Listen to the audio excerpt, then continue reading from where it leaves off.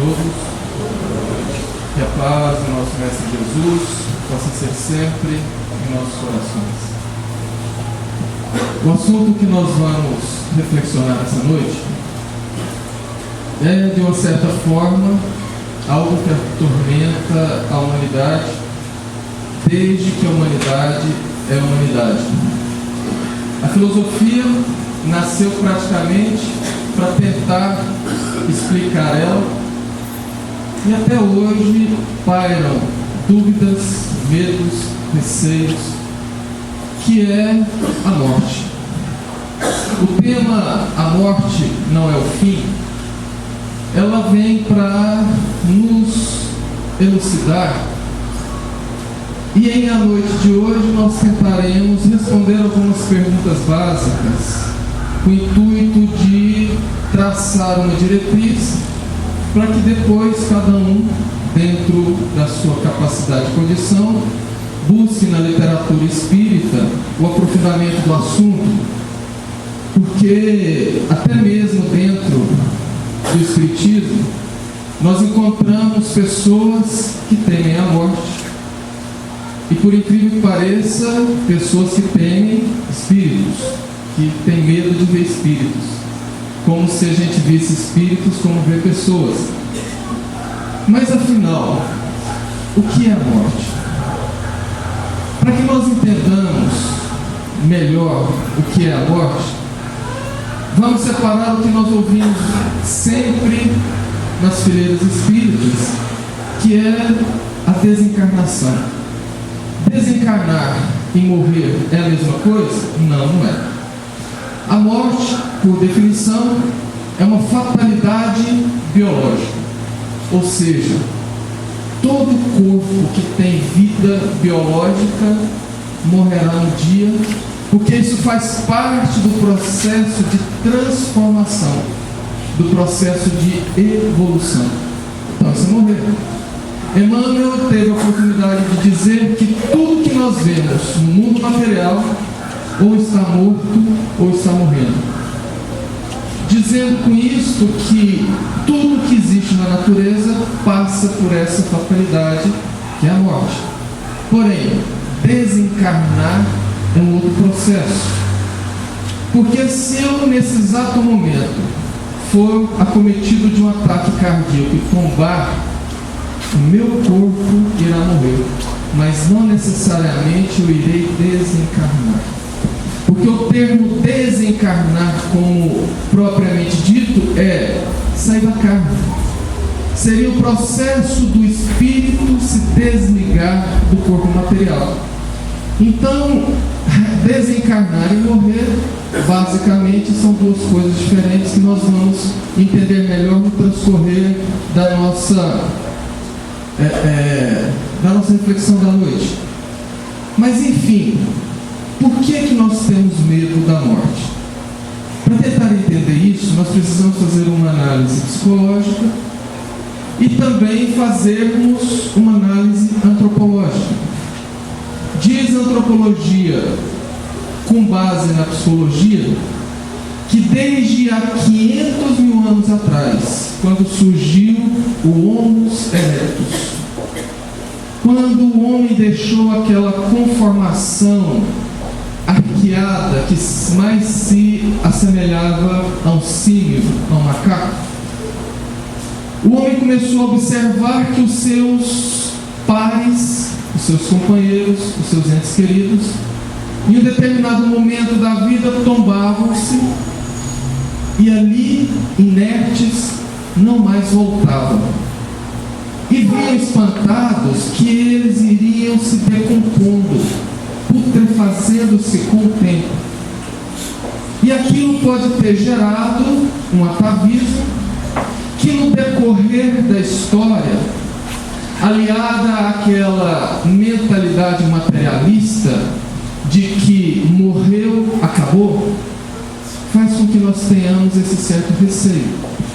Porque é bem verdade que nós só tememos aquilo que não conhecemos. E como não sabemos em tese o que ocorre na morte e após a morte, é natural também que nós tenhamos este mesmo receio. E outro problema que agrava é que a maioria das pessoas vivem a vida para a vida, sem pensar na morte, com medo do momento da fatalidade, com tanto receio que tem muita gente que tem medo de tocar no nome morte. Câncer, que é uma doença que equivocadamente muita gente acha que já é uma sentença de morte, então nem se fala. A pessoa está com aquela doença maldita. Qual? Aquela? Qual? Câncer? Qual? Câncer. Qual? Câncer. A pessoa tem dificuldade em falar, em movimentar coisas que giram em torno da morte. Isso também por conta do desconhecimento. Desconhecimento que leva-nos a achar que nós somos um corpo que tem espírito. E é muito comum vermos, inclusive espíritas, falar assim: quando eu desencarnar, eu tenho medo que o meu espírito vá para o umbral. Então, peraí. Se você tem medo que o seu espírito vá para algum lugar, então você na realidade é o quê? Um corpo que tem um espírito? Não. Você é um espírito que possui um corpo. Eu, Carvalho, não sou Carvalho. Eu estou Carvalho nessa reencarnação, portanto eu tenho um corpo. E quando eu tenho que falar alguma coisa desse sentido, eu tenho que falar o seguinte: o meu corpo, ou eu, quando desencarnar, posso ir para o umbral, porque quem vai sou eu. O corpo vai morrer, o espírito continua. Nossos irmãos evangélicos baseiam quando no Novo Testamento se diz: a vida é uma só. Então não existe reencarnação, porque a vida é uma só. É um equívoco de interpretação, porque a vida realmente é uma só. A vida do Espírito é una. Nós fomos criados por Deus e seremos eternos. Essa passagem nos corpos materiais durante as reencarnações não pode ser considerado uma vida, porque é um estágio. É uma vida biológica que começa, deprecia e termina. Porém, a vida do Espírito não, é uma só. E nós precisamos dessa vida para experimentar cada etapa de uma reencarnação, para conhecermos as diversas fases e, portanto, aprendermos com ela. É simples assim. Muita gente brincando e até desafiando um pouco a sabedoria divina, diz que, por exemplo, nós não tínhamos que nascer pequenos, aprender, e quando já tivéssemos experiências, estamos velhinhos, arqueados, sem energia, para poder aproveitar aquela experiência. Um flagrante da nossa visão materialista da vida. Porque o que seria aproveitar o conhecimento e as experiências? Na verdade, nós precisamos dessa fase ou dessas fases para que não só aprendamos, como também venhamos a adquirir novos valores. Alguém já parou para pensar por que nós envelhecemos? Nós envelhecemos justamente para que tenhamos a oportunidade de mudar nossos valores, de nos desapegar de outras coisas mais materialistas, mais vulgares, mais apaixonadas. Imagina, por exemplo, se eu pudesse parar a minha vida aos 20 anos de idade, e a partir daí eu viver, não digo uma eternidade, mas 1000 anos com 20 anos de idade. O que aconteceria? Eu estaria vivendo 1000 anos com uma mentalidade de adolescente, no final da adolescência, com a experiência ainda arcaica, com os valores ainda moralmente, por assim dizer, em desenvolvimento de um adolescente em final de fase. E eu não aprenderia. Nós envelhecemos para que durante o envelhecimento, num processo lento, nós possamos nos desapegar, por exemplo, das facilidades que a vida traz, que a juventude traz, que a beleza plástica traz.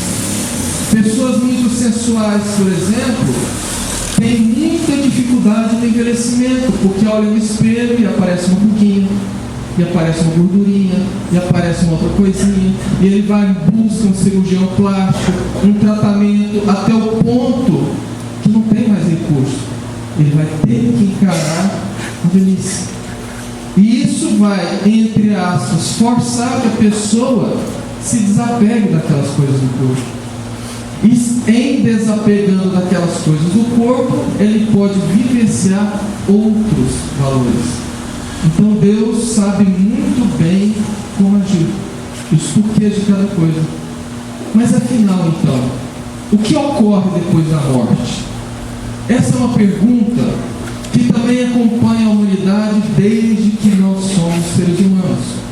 Para que a gente não divague muito, não vá muito longe, vamos nos limitar às respostas das religiões cristãs. Bom, com exceção da doutrina espírita, as demais religiões cristãs se baseiam na Bíblia para dar essas respostas.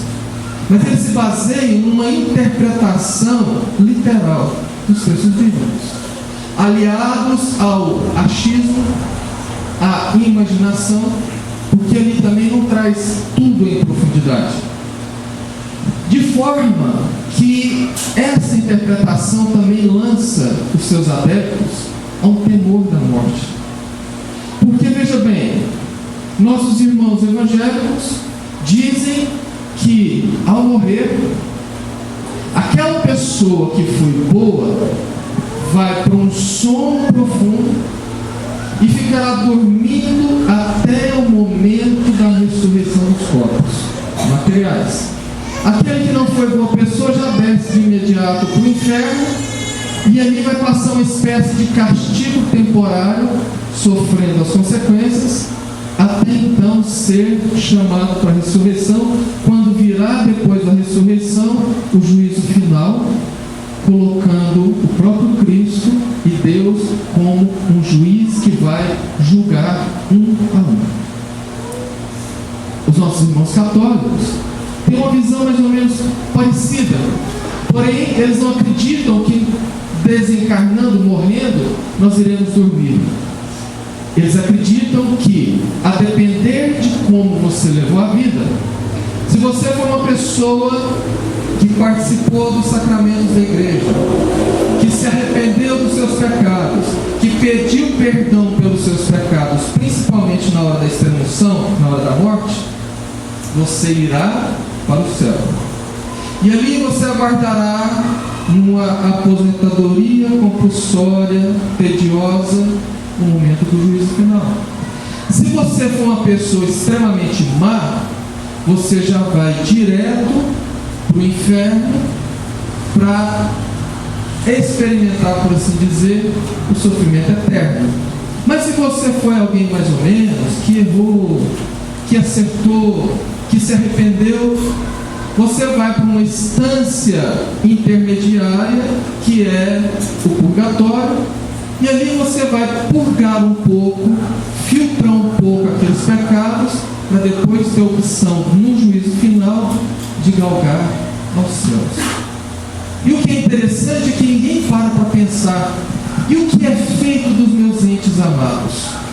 Porque é muito natural termos uma família onde todos se amam, mas alguém ali vive uma vida equivocada. Por exemplo, vamos criar uma situação: uma família onde um dos filhos seja um criminoso ferrenho. Segundo as noções cristãs, com exceção do Espiritismo, ao morrer, parte dessa família vai para o céu, parte dessa família desce para o inferno, o sofrimento eterno. Mas e o amor? Onde fica? Será que uma mãe ficaria feliz e bem no céu, sabendo que o seu filho amado está sofrendo no inferno? É uma pergunta sem resposta. Uma pergunta sem resposta em partes, porque conversando uma vez com uma evangélica, eu fiz essa pergunta a ela. Ela me respondeu: não, é muito simples. Deus passa a mão na minha cabeça, eu esqueço tudo e está tudo certo. Uma visão não simples, mas simplista, e que fere a lógica. Porém, a doutrina católica já começa a amadurecer.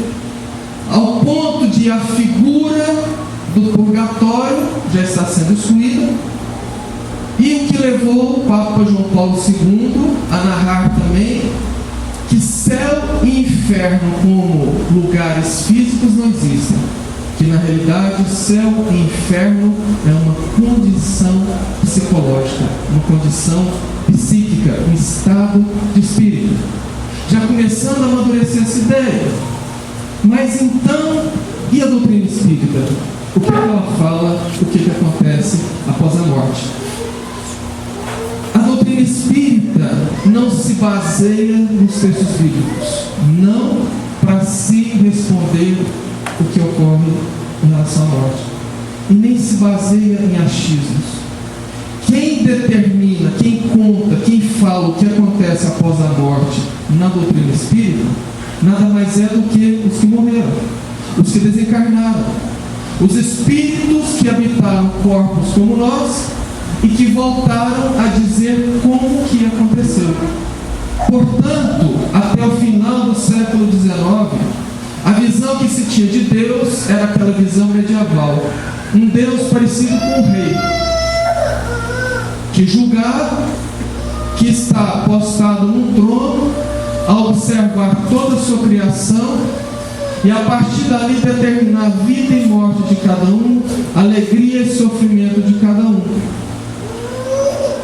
Veio a doutrina espírita e matou a morte, dizendo que não é assim. A começar, não existe uma regra geral que se dá para todo mundo, porque cada pessoa tem uma vida diferente. Ou seja, nós morremos exatamente conforme vivemos. A morte em si, ela não muda ninguém. Ninguém se torna melhor ou pior com a morte. Nós simplesmente continuamos a mesma pessoa, com a mesma personalidade, com o mesmo caráter, com os mesmos gostos, com as mesmas preferências. Apenas trocamos de roupagem. Se eu sair daqui da frente da mesa, for ali e botar uma roupa diferente e voltar para cá, eu não deixarei de ser eu. Apenas estarei com uma outra roupagem. É assim com a morte. E cada caso é determinado pela realidade de cada um, que a gente aprofunda mais para frente. A outra grande pergunta é: morrer dói? Porque muita gente também tem medo da morte, por supor que a morte pode ser dolorida, ao ponto de a gente ouvir alguém falar assim: não, eu acho que eu preferia morrer dormindo, porque morrer afogado deve ser horrível, morrer queimado deve ser muito pior. E nem sempre, porque Deus seria sádico se Ele criasse, por exemplo, o amor e depois criasse um mecanismo como a morte que separasse seus entes amados. E ele seria muito pior se ele criasse a vida e depois encerrasse a vida com um mecanismo que geraria dor. Porque às vezes, nem sempre, nós precisamos ou merecemos passar por determinada situação. E se nós não merecemos e não temos que passar, não passaremos.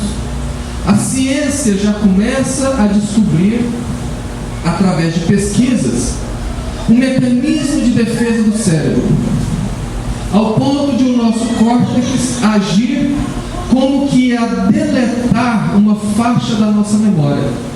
Isso foi descoberto pesquisando pessoas que, após saírem de um coma muito longo por conta de um trauma, de um acidente, pessoas que estiveram quase à beira da morte depois de um atentado, de um crime, ao retornar disseram: eu não lembro muito. Eu lembro que eu estava dentro do meu carro, dirigindo pela rodovia, de repente uma luz muito forte na minha frente, e eu só lembro que eu acordei no hospital. Um mecanismo de defesa que apagou aquele momento que poderia criar um trauma. E isso também é descrito pelos espíritos no momento da morte. No livro A Vida Triunfa, psicografado por Chico Xavier, é um livro que traz cartas de pessoas que desencarnaram e voltaram trazendo as suas experiências. A grande maioria deles disseram: eu não senti nada, eu adormeci. A grande maioria fala que no momento da morte dormiram, que não sentiram nada, demonstrando também que Deus trabalha pelo nosso bem, que não necessariamente temos que sofrer aquela condição ou aquela situação pela simples dor, e que cada caso também é determinado de maneira que após a morte todos nós, sem nenhuma exceção, bons ou maus, corretos ou criminosos, temos sempre no plano espiritual entes queridos, pessoas que já conviveram conosco, espíritos que já vivenciaram outras reencarnações, geralmente no estágio evolutivo um pouco acima de nós, a nos aguardar para nos receber. Mesmo o pior criminoso, mesmo aquela pessoa que desencarna numa condição psíquica muito cruel, eles têm quem vai os receber do outro lado, mesmo que logo após comecem a vivenciar o que, ou seja, comecem a colher tudo que plantaram, algum tipo de sofrimento moral, mas que recebem. O problema é que nem todos ao desencarnar conseguem perceber essa ajuda. Porque se cada caso é um caso, a condição que entramos no plano espiritual também é determinada por isso. Divaldo diz que Joana já alertou várias vezes: Divaldo, tente sempre estar de bem com a vida, sem rancor, sem mágoa no coração, porque você não sabe a hora que vai partir para o lado de cá. Constantemente recebemos no plano espiritual pessoas que inclusive foram pessoas trabalhadoras na seara da caridade, que faziam o bem e que foram colhidos pela morte num momento de desespero, de ódio, de rancor, e os lançavam de cá de uma maneira muito deprimente.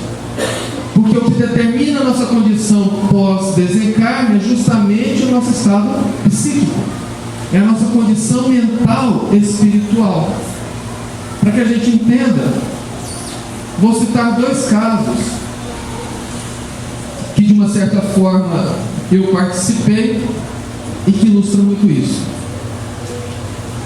Há mais ou menos 20 anos atrás, não mais do que isso, em Jataí, dois casais de adolescentes, numa faixa etária entre 14 e 19 anos, eram dois casais de namorados, filhos de uma família evangélica muito conhecida na cidade por serem comerciantes bastante conhecidos.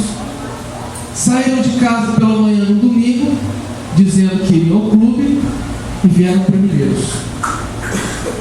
No retorno para Jataí, já no meio da tarde, eis que numa curva bastante aberta, o carro desses dois casais sai da mão e bate de frente com uma caminhonete que vinha no sentido contrário. Desencarna, portanto, os 4 jovens. Foi uma morte que chocou muito a cidade, porque eles eram muito conhecidos e muito novos. E passa-se o tempo, a família já ainda bastante comovida. Por volta de 8 meses depois, uma das mães procura lá em Jataí, o centro Allan Kardec, pedindo ajuda, pedindo socorro, pedindo orientação, porque ela ainda não conseguira lidar com aquela situação. Foi feito então um trabalho mediúnico em prol desses jovens, obviamente um trabalho mediúnico com um grupo fechado, onde a família deles não participou, mas eu estava presente.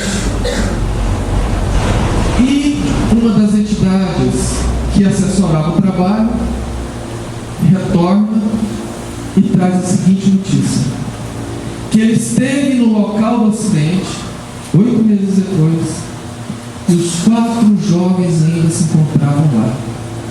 No seguinte cenário: um dos rapazes ainda se via psiquicamente no meio das ferragens, preso às ferragens.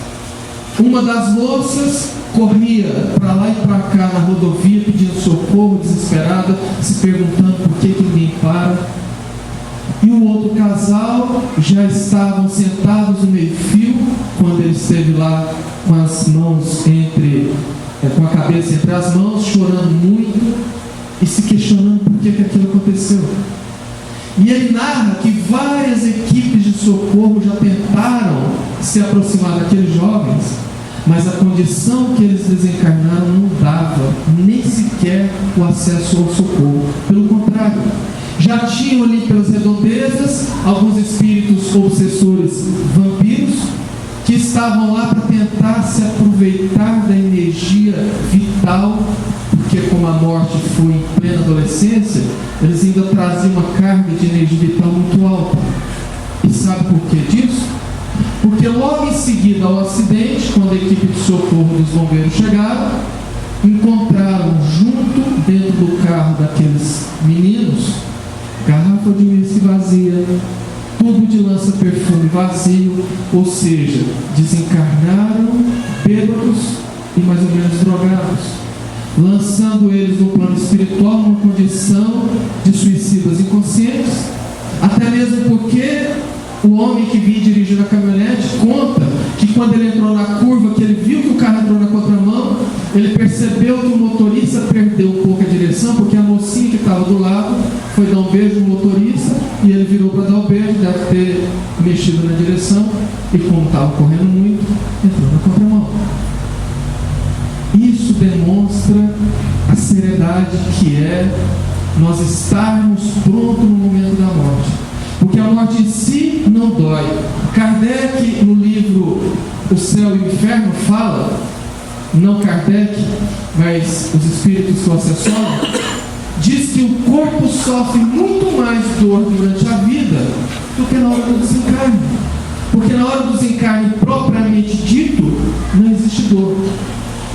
Chico sempre falava, para que temer a morte se nós morremos todas as noites? O que ele quis dizer com isso?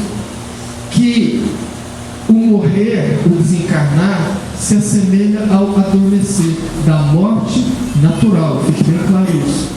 Que é aquela situação que nós deitamos, apagamos as luzes, fechamos os olhos, e aí nós começamos a devagar entrar naquele estado de torpor, que a gente não sabe se está acordado, se está dormindo, e de repente a gente começa até a ouvir vozes, alguém nos chama, e quando assustamos, amanhece o dia. A morte natural é isso. Nós não sentimos nada. Nós adormecemos e acordamos no plano espiritual. O que dói não é a morte propriamente dita. O que dói é o apego à matéria, o apego à ligação ao corpo que se dá pelas nossas imperfeições. O segundo caso, eu participei diretamente, porque sem querer fazer o humor negro, foi a morte mais linda que eu já participei até hoje. Eu não participei de muitas mortes. Mas isso aconteceu na minha família. Tio Marcondes, esposo da irmã do meu pai, era um homem bastante dedicado. Não porque ele já morreu, mas era um homem bastante dedicado, de berço católico. Era simpatizante à doutrina espírita, mas nunca impunha a minha tia a seguir o espiritismo. Trabalhador, teve muitos filhos. E, não muito velho, na casa de pouco menos de 70 anos, ele desenvolve um câncer e aquela doença consome a sua vida. Já nos momentos finais, ele é hospitalizado.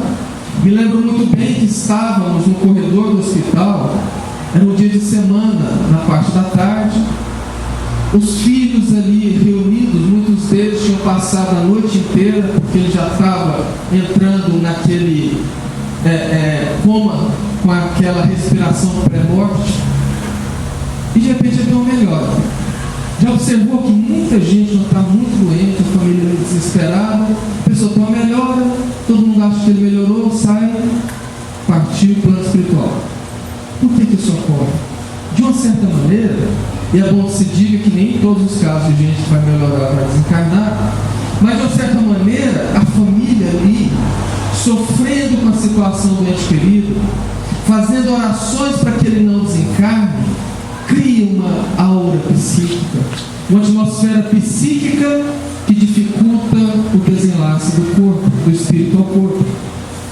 Percebendo isso, o plano espiritual promove uma melhoria, as pessoas aliviadas saem, e então o plano espiritual tem uma condição melhor de trabalhar o desencarne. E com meu tio não foi diferente, porque embora somos praticamente todos de berço espírita, na hora que vemos um ente querido desencarnar, somos colocados à prova. E quando ele teve a melhora, aqueles que já haviam passado a noite lá junto com ele foram para casa e ficamos 5 pessoas.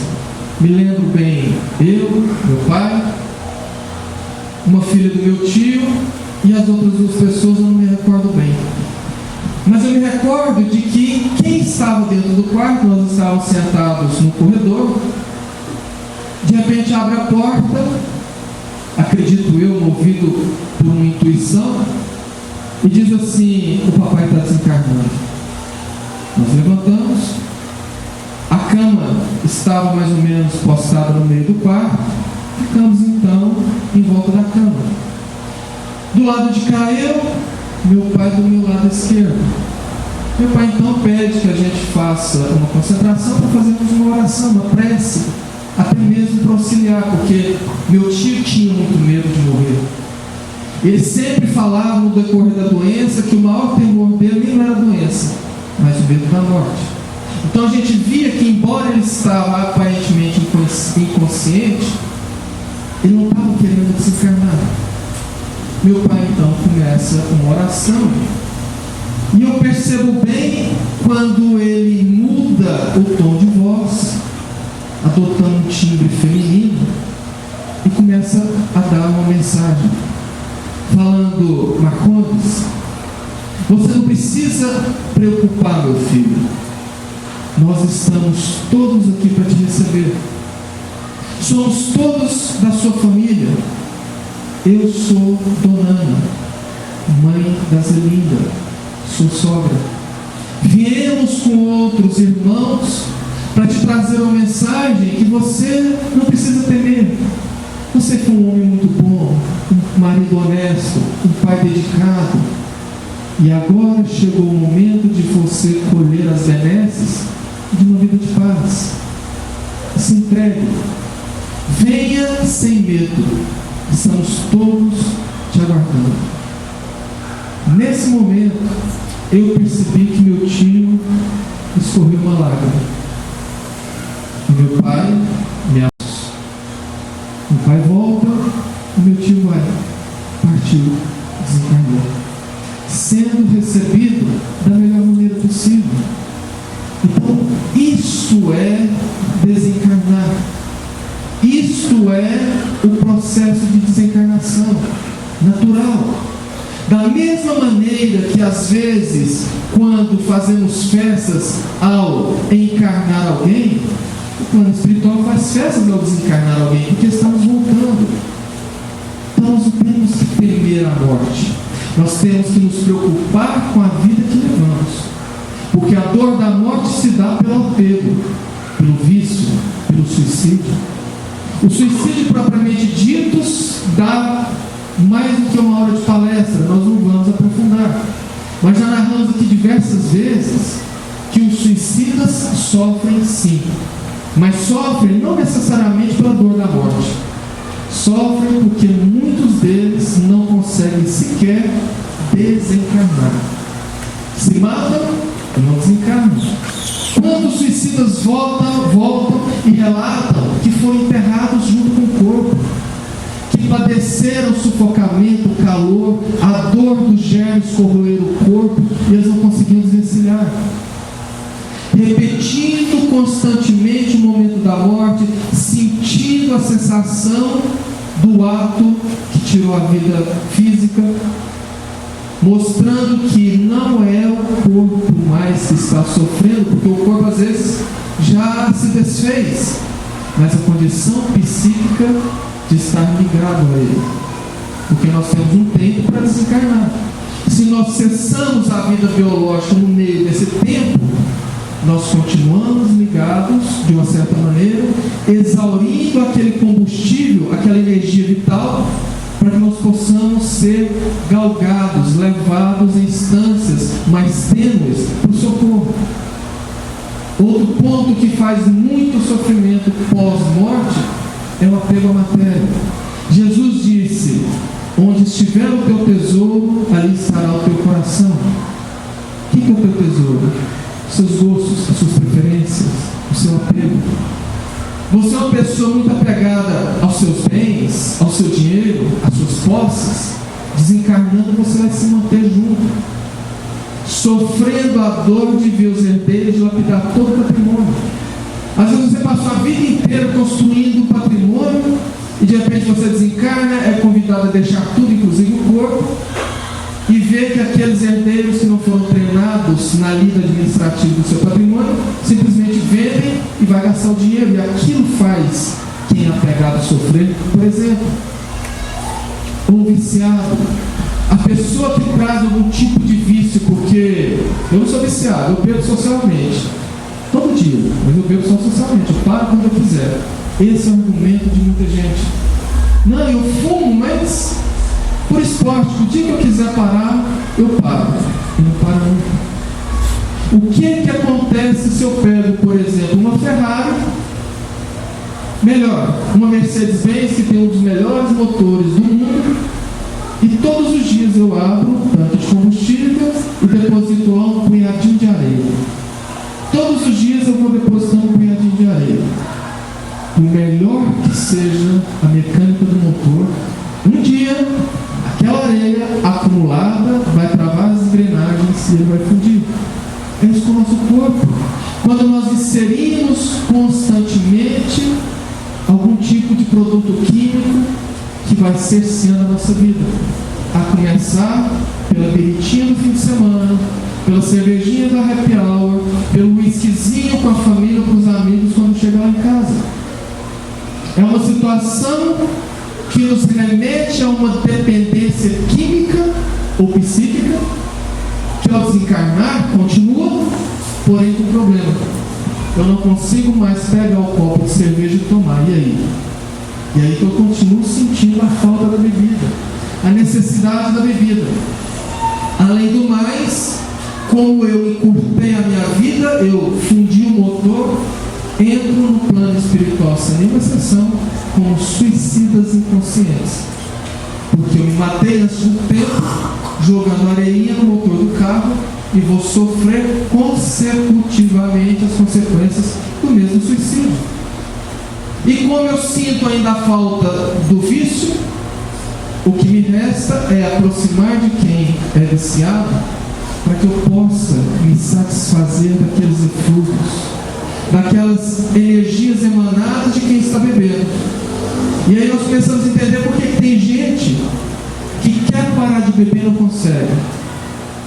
Tem gente, eu conheço muitos assim, que diz: olha, eu bebo no fim de semana, das 7 da manhã às 7 da noite, não fico bêbado, não fico mesmo. Você está bebendo e está repartindo com 5 ou 6. Os espíritos que te acompanham estão dividindo esse resultado, e você não consegue ficar bêbado. Como você não consegue perder o vício, sair do vício, porque eles não querem perder o alambique. Isso se chama obsessão. E isso é um tormento, sim, para muita gente pós-morte. Há mais ou menos uns 4 anos atrás, eu estava estacionando ali em frente ao Banco do Brasil, uma tarde bastante chuvosa, e eu comecei a sentir uma sensação muito ruim, um certo cansaço, uma fadiga e uma dor muito forte nos ossos. Quem já teve dengue, é mais ou menos aquela dorzinha deliciosa da dengue, que a gente sente o choque lá no meio do osso. E eu tive a sensação que eu ia desmaiar. Eu até abaixei um pouco o vidro do carro, guardei o celular, porque se eu desmaiasse era mais fácil alguém me dar socorro, mas eu não desmaiei. Quando eu consegui voltar, uns 15 minutos depois, uma sensação muito ruim, Eu liguei para um cliente meu, que é proprietário de um dos hospitais da cidade, e disse: olha, eu não estou na cidade, mas vai lá no hospital, entra pelo pronto-socorro, eu vou ligar para uma das enfermeiras e pedir para te atender. Fui dirigindo muito devagar, porque eu estava meio zonzo. Cheguei lá, quase que me viraram do avesso com todos os exames e não deu nada. E geralmente, médico, quando faz algum exame e não consegue achar nada, o que ele fala? Virose. Então você está com virose, vai para casa, toma um analgésico, bebe muita água, repousa, 3, 4 dias você está bem. 3, 4 dias eu não estava bem. Fui para Jataí no final de semana. Aquela sensação pior já havia passado. No sábado de manhã, resolvi ir na academia. Quando eu subo na esteira, eu mal dei conta de caminhar 5 minutos. Aquela fraqueza. Fui para casa. Conversando com a minha mãe, ela disse: por que você não vai lá no seu Ulisses e pede para te explicar um passe? Porque veja bem, você já fez todos os exames, não deu nada, não custa nada, toma um passe. E essa é a atitude correta de qualquer espírito. Porque muito espírita acha que qualquer um encravado é obsessão, é influência espiritual, e já corre primeiro para o centro e nem sempre é. Aliás, quase nunca é.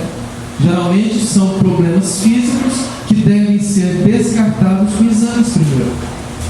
Como descartei por exame, fui. Seu Ulisses, embora havia convivido um pouco comigo e com meu pai no sanatório, né, Jataí, quando eu morava lá, porque à época ele era um dos enfermeiros contratados pela casa, ele não conhece ninguém da minha família, a não ser meu pai, meu irmão e minha mãe de vista, e a minha. Portanto, ele não tinha nenhuma condição de saber nada sobre a minha família. E assim que ele me aplicou um passe, eu disse: Carvalho, o que você está sentindo é o reflexo de uma ligação mediúnica com seu tio. Agora fugiu o nome. Com seu tio Letino. O meu tio Letino desencarnou há mais ou menos 35 anos atrás. Ele era um trabalhador afinco da Seara Espírita. Inclusive foi um dos fundadores do Centro Espírita Allan Kardec. Uma pessoa muito dedicada no trabalho essencial, na caridade. Um trabalhador espírita muito dedicado. Mas ele tinha um defeito: ele fumava. E o Senhor Ulisses disse que ele estava ali, de uma certa maneira, por afinidade, ligou-se a mim para pedir ajuda. Porque mesmo tendo todo aquele mérito que ele tinha do todo o seu trabalho, há 35 anos ele ainda estava sofrendo por conta dos reflexos do cigarro. E um pouco daquilo tudo que ele estava sentindo era justamente parte do que ele estava sentindo. Demonstrando que a morte, ela não dói. O que dói é o que vem depois. Porque o que vem depois nada mais é do que a continuidade do que veio antes. Ou a colheita parcial ou total do que nós plantamos antes. Beleza. Mas seria mais fácil então se a gente soubesse quando ia morrer, não seria? Porque eu poderia dar uma melhoradinha um tempo antes, como se alguém pudesse enganar as leis divinas. O que aconteceria se você soubesse que dia que você morreu? Morria antes, né?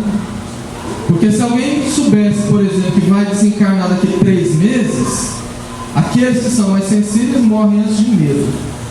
Os que não são mais sensíveis, o que tende a fazer? Vou curtir a vida. Vou vender tudo que eu tenho e viajar, festar, beber todas. Em outras palavras, vai se comprometer muito mais do que antes. Por isso que é uma das questões de nós não sabermos.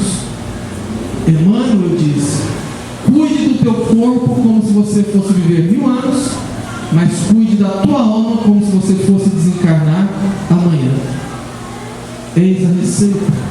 Como nós não sabemos quando retornaremos, temos que levar uma vida de estar sempre preparados.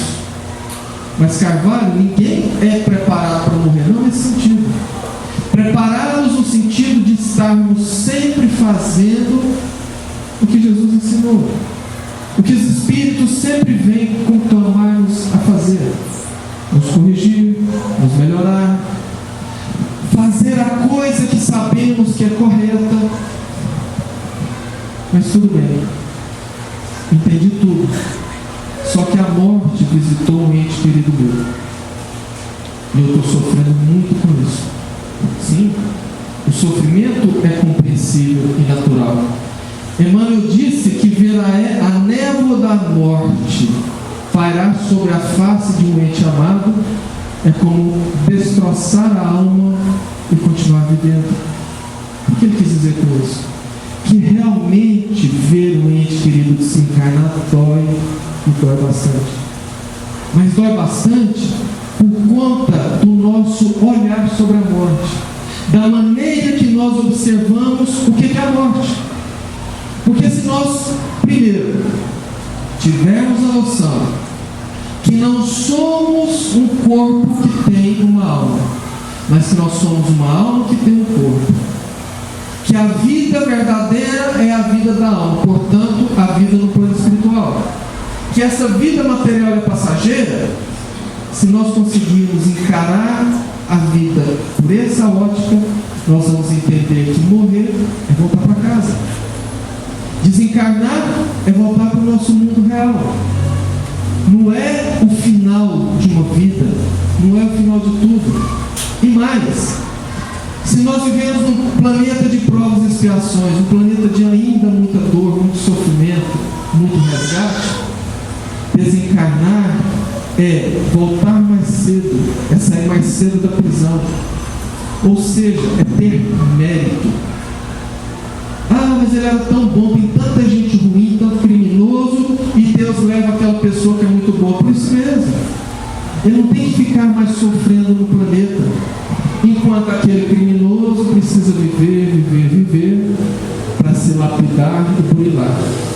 Já percebeu que quanto pior a pessoa, mais velha ela fica, mais demora a morrer? Já foi acidentado 2 vezes, teve 3 cânceres e o diabo não morre mesmo, tem muito que pagar.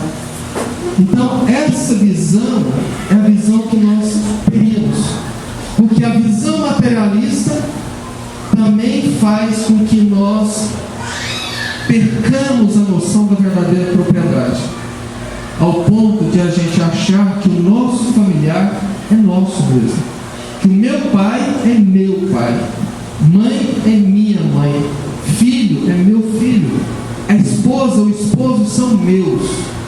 E quando a gente tem essa noção de que a nossa família é nossa, como propriedade, a gente quer até interferir na hora que eles morrem. Ou seja, ninguém quer que um pai morre, uma mãe morre, um filho, o esposo morre, mas todos morremos.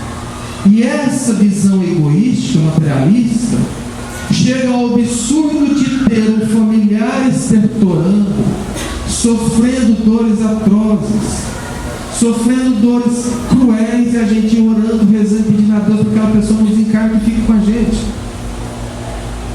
Num flagrante estado de egoísmo. Quer dizer, a gente prefere ver o ente querido sofrendo do que desencarnar e aparentemente aliviar daquilo. É o nosso egoísmo. Mas então, e as mortes prematuras? E quando Deus leva uma criança à eternidade, lançando os pais a dores tremendas? Emmanuel também diz que quase sempre uma criança que retorna muito cedo para o plano espiritual é uma alma dedicada ao aprimoramento moral dos pais, que ao retornar para o plano espiritual, por si só quita uma etapa de resgate ou de dívida, mas que o seu retorno desperta nos pais, através da dor e da saudade, a espiritualidade. Ou seja, aquele filho que desencarna em eternidade, ele está retornando porque ele tinha que cumprir uma etapa curta, mas que ao mesmo tempo a divindade usa aquele desencarno para despertar nos pais um lado espiritual que quase sempre não tinha. Tanto é que geralmente, quando acontece esse tipo de tragédia, Geralmente muitos pais começam a praticar mais caridade, a serem mais bondosos, olhar para outras crianças, coisas que às vezes eles não faziam, por conta do burilamento que a dor causou em suas personalidades. As mortes violentas são outras que nos chocam muito. E nós precisamos, como espíritas, ter muito cuidado na lida com esses casos. Não é correto nós chegarmos para uma mãe que acabou de perder um filho num acidente de carro, de moto, e dizer para ela que o filho morreu de acidente porque foi a vontade de Deus. Não foi a vontade de Deus. Deus não faz ninguém acelerar um carro a 160 por hora, capotar e morrer. Como Ele não faz ninguém entrar numa boate arrumado com um fuzil e metralhar 50 pessoas. Isso são atitudes de escolha própria. Se eu pego o meu carro e pego essa rodovia daqui para Jataí, principalmente na subida da serra, cheia de curvas, cheia de carreta, e boto 160 e saio acelerando e bato o carro, não foi Deus que quis. Foi uma escolha minha. Se eu estou no boate, bebo todas e por qualquer bobeirinha eu acho que eu sou muito macho e brigo e tomo um tiro, não foi Deus que quis. Foi uma consequência de uma escolha minha. Chico chama isso de resgates imediatos. Ou seja, eu crio uma condição cuja condição me leva a um resgate imediato. Agora, quando ocorrem as fatalidades, não pela imprudência, não pelo descuidado, não pela escolha própria, pode sim ser um resgate. Como tem uma história que Divaldo conta, que uma vez na Casa da Prece, junto com o Chico, ele participou de uma sessão de psicografia